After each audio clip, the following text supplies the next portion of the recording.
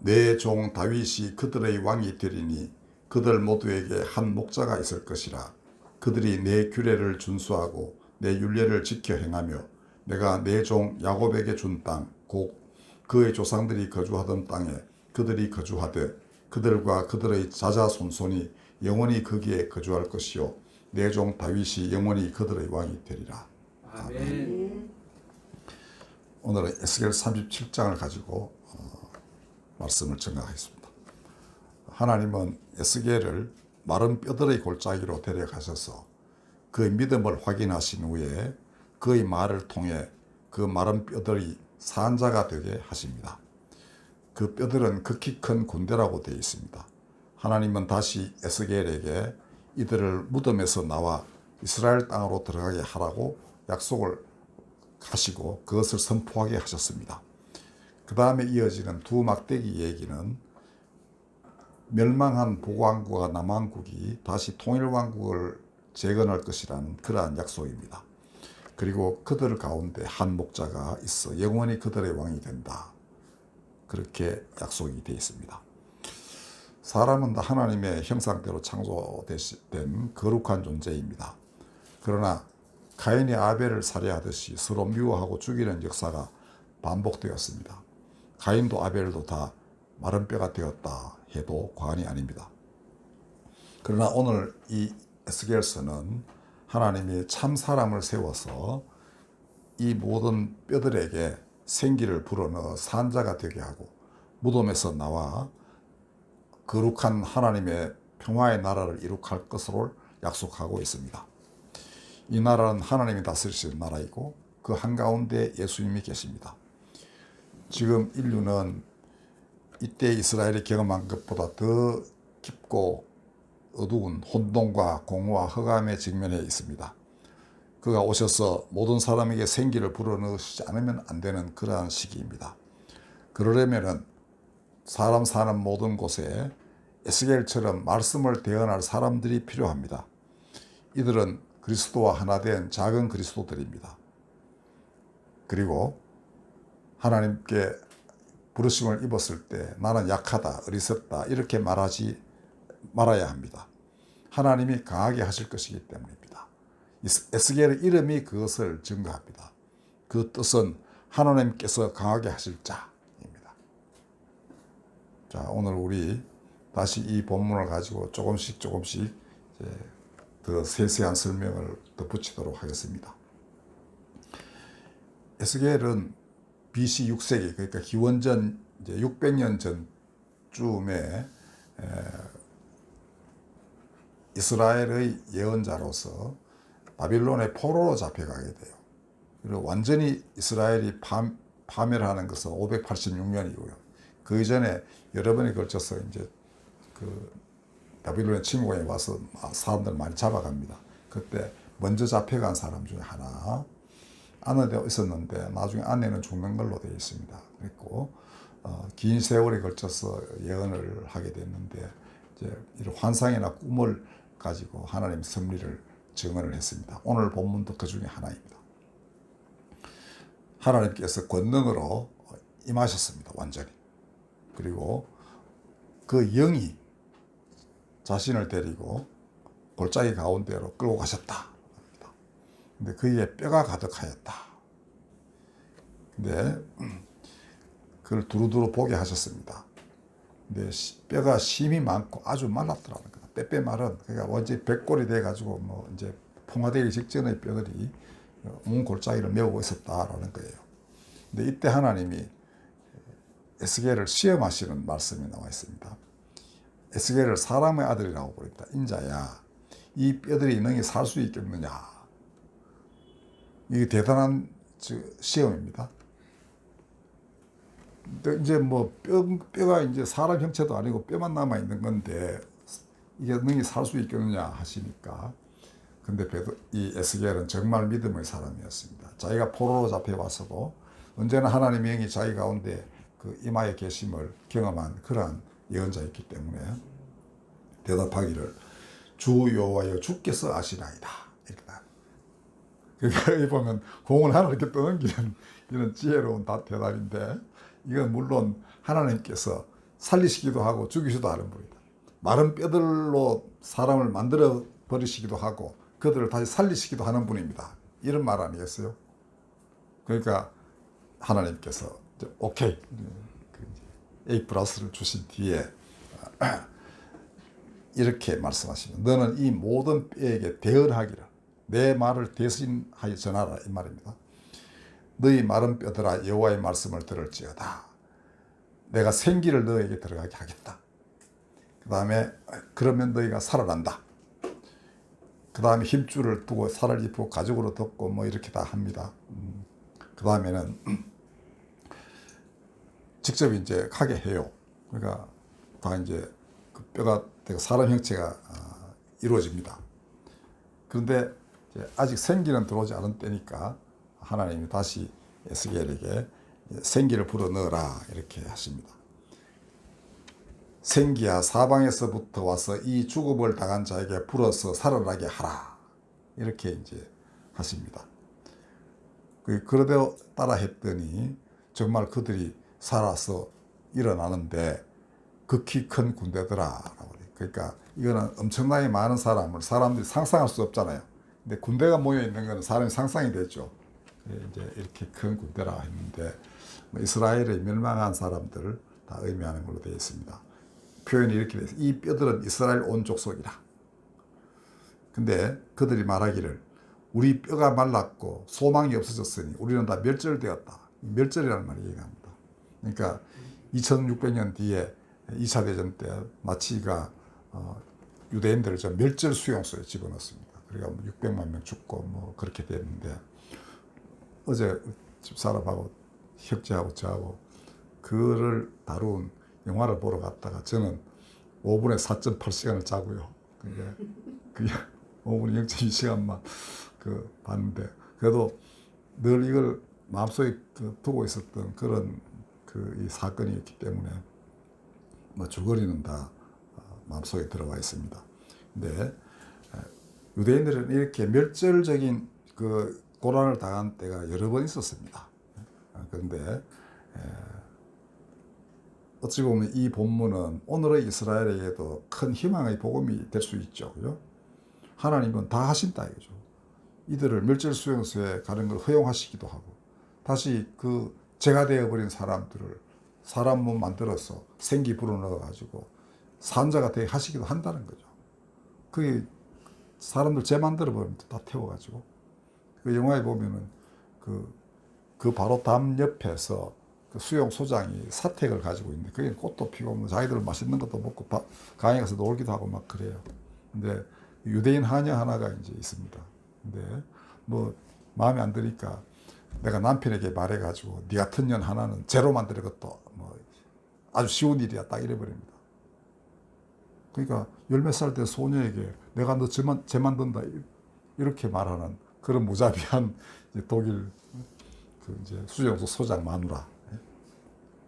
뭐 사람들이 자기를 아우슈비츠의 여왕이라고 부른다고 이렇게 자신 있게 말하기도 하고 하는 그런 건데 여기 보면 그것도 이제 다 마른 뼈들이 됐죠. 여기 보면 다시는 순차적으로 하자면은 맨 나중에 다시 이제 사람 된다면 맨 나중에 될 그런 자들이 옛날에 그봤자 뭐 100년도 더 전 아닌 그런 우리 인류의 20세기에 그런 사람이 살았습니다.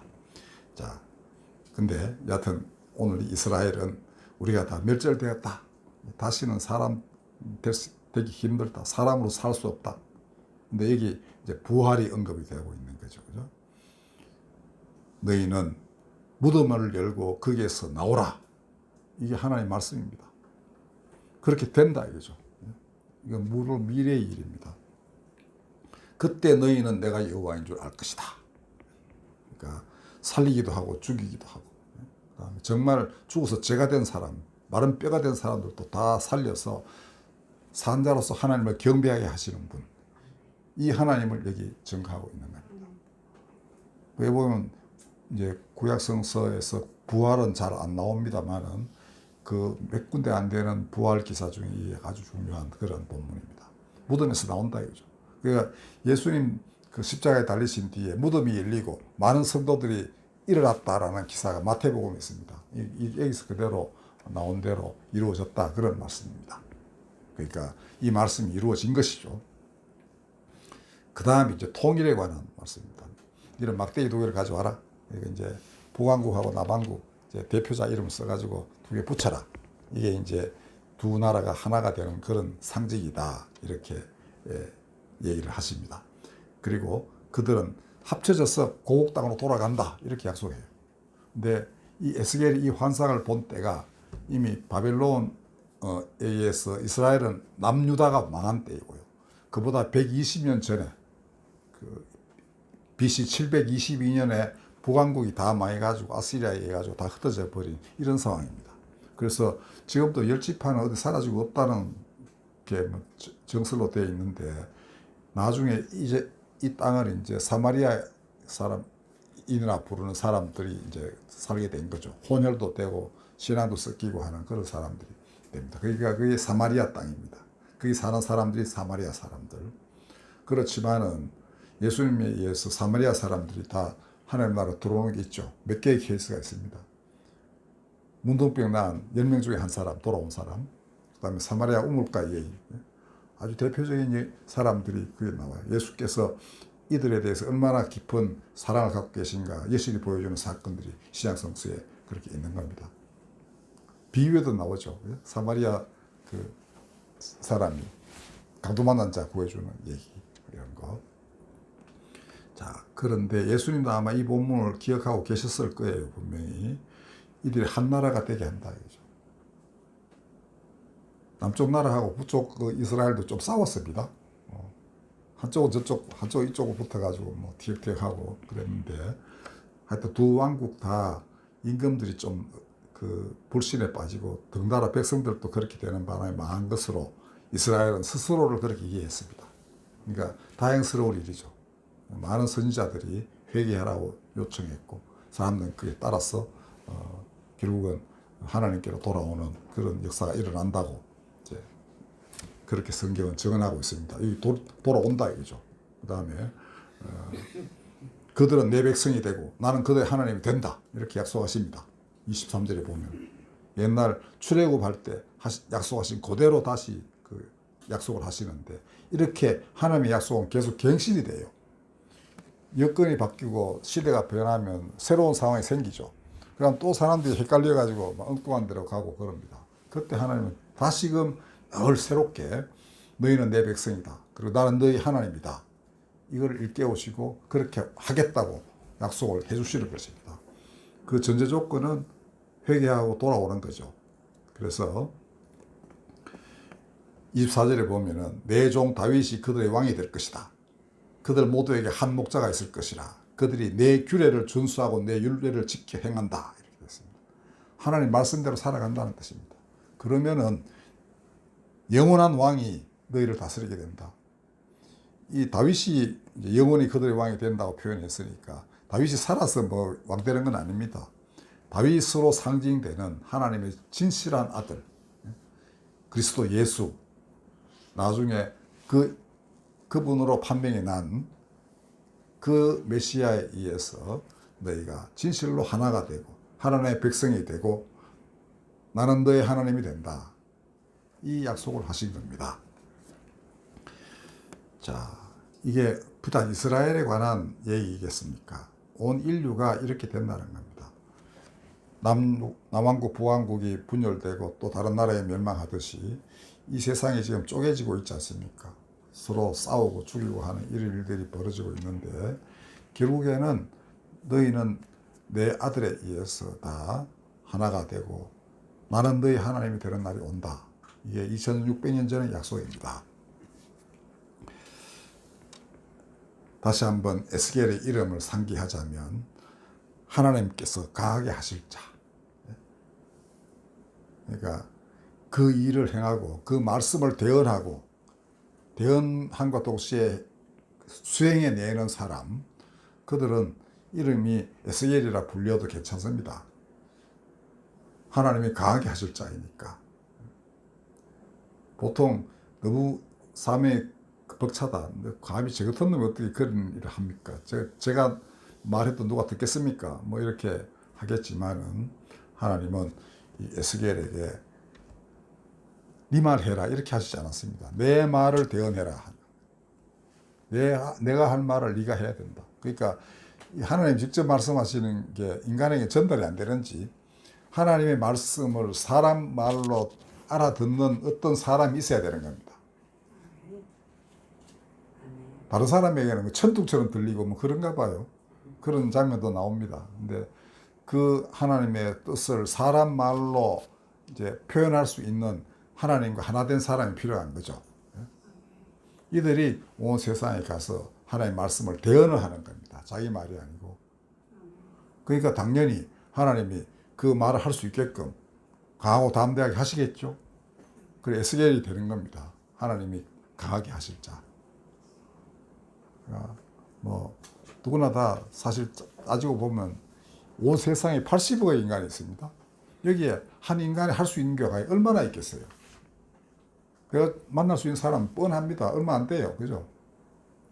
그렇지만은 그 하나님의 말씀은 천지가 없어져도 없어지지 않는 말씀이기 때문에 결국은 퍼져나가서 온 땅을 가득 채울 거예요. 그 말씀이 수많은 사람들에 의해서 예수와 하나가 된 사람들에 의해서 온 땅에 몇 세대에 걸쳐서 이루어져야 되는 겁니다. 상당히 긴 시간이 필요해요. 그리고 모든 곳에 다 퍼져나가야 되고 그 다음에 그 말씀대로 사람이 또 따라서 살아야 되는 이런 또 과제가 남아 있습니다. 그렇게 많은 시간이 흐른 뒤에야 비로소 이 땅에 하나님 나라가 온전하게 이루어지는 것입니다. 순식간에 뭐 이루어지고 이렇지 않습니다. 포로로 잡혀가도 적어도 70년은 있어야 사람들이 그 새로운 신앙으로 무장을 하게 됐어요. 옛날 이스라엘도. 그러니까 70년 뒤에 돌아오게 됩니다. 예수님이 오셔가지고 그렇게 많은 기적을 행하시고 말씀을 베풀고 하셔도 사람들이 쉽게 바뀌었습니까? 그렇지 않죠. 중간에 막 우여곡절이 많습니다. 그러나 마지막 때는 이제 그럴 수 없죠. 최종적인 단계. 모든 것이 다 회복되어야 할 단계. 여기에는 결국은 이루어지는 겁니다. 시간이 많이 필요하고 그래서 우리는 다음 세대를 생각하면서 기도도 하고 젊은이들, 아이들을 대하기도 하고 기르기도 하고 그렇게 하셔야 돼요. 우리 다 뭐 아들, 딸도 있지 않습니까? 우리보다 더 힘든 시대를 살아야 될 수도 있다라는 걸 염두에 두셔야 됩니다. 우리 고등학교 동기들 가끔 만나는데 늘 이런 주장을 하는 자가 있습니다. 우리가 단군 이래 제일 행복한 시대 살고 있다. 그 말은 뭐냐면 우리 전 세대가 우리보다 훨씬 힘들었고 우리 다음 세대도 우리보다 훨씬 힘들게 살 것이다. 이 뭐 모든 데이터나 자료가 그걸 말해주고 있습니다. 그리고 우리는 전쟁 사실 경험하지 않았다고 해도 과언이 아닙니다. 제가 50년 6.25 전쟁 직전에 태어났는데 어릴 때야 전쟁하고 아무 상관없지 않습니까? 우리보다 10년 전 쭈구의 사람들도 전쟁 아무 상관없습니다. 형님도 전쟁 구경하듯이 이렇게 경험했지. 뭐 직접 피난 온 사람은 또 달라도 후방에 있는 사람은 잘 모르는 거예요. 그리고 피난 온 사람들도 직접 전쟁에서 그걸 뚫고 들어오지 않았기 때문에 그래서 부산 피난 갔잖아요. 거기서도 꼭 지금 현재 중고등학교 학생들 놀듯이 서로 싸우고 찢고 뽑고 하면서 놀고 살고 그랬더라고요. 공부도 하고. 그냥 노천에서 공부하고 막 그래요. 근데 그걸 전쟁의 결과라고 심각하게 생각하지 않는 겁니다. 애들은. 죽은 사람들은 우리 한 20년 이상쯤 되는 젊은이들 엄청나게 죽었지 않습니까? 그리고 수많은 미방애들이 생기고 하지만 또 다른 그 밑에 세대들은 우리는 별로 모르겠다 이런 겁니다. 지금까지 그렇지 않습니까? 그러나 앞으로는 어떻게 될지 또 모른다는 거예요. 훨씬 더 힘든 일들이 벌어질 수 있다 이런 건데 여하튼 기도를 많이 하셔야 되고 마땅히 악의 세력이 더 이상 선을 침범하지 못하도록 해야 됩니다. 지금 푸틴이 나타나가지고 한마디로 말하면 이거 아닙니까? 그 우크라이나나 우리 다 하는 말이 우리는 마음대로 침공하지만 너는 무기 이런 게 쓰지 마라 이거 아닙니까? 그런 전쟁이 어디 있습니까? 그런 나쁜 놈이.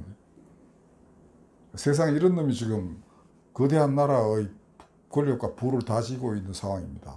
이곳저곳 돌아다니면서 동맹 만들어가지고 뭘 하려 하고. 이 성공해서는 안 되겠죠. 이런 걸 막아야 되는 겁니다. 자, 우리 임무가 막중합니다. 에스겔처럼 하나님께서 강하게 하실 것이니까 안심하고 내키는 대로 기도하십시오. 내가 뭐 감히 이런 기도 하겠나 그러지 마십시오. 모든 걸 다 기도하셔야 됩니다. 예, 기도하겠습니다.